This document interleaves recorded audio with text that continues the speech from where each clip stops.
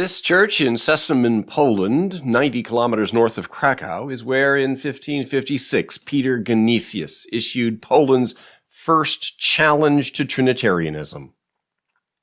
23 years later, in 1579, Fausto Sozzini moved to Poland. He investigated the churches in the area, and he liked the anti-Trinitarian Minor Reformed Church best. They were the most liberal game in town. They weren't all that liberal, though, then. They required that he be baptized as a condition of membership, so he never joined.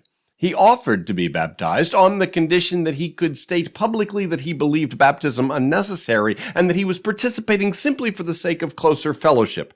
His proposal was rejected, and repeated attempts to persuade him to change his mind all failed.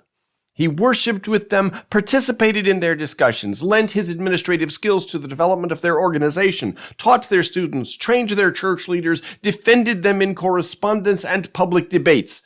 But he never actually joined. When Sozzini first arrived, the minor church at that time was in a state of disarray, with neither leadership nor doctrinal agreement. Perhaps 40 congregations existed of varying sizes, composition, and emphases. Some were little more than chaplaincies on the estates of nobles. A few were sizable congregations in the larger towns and cities.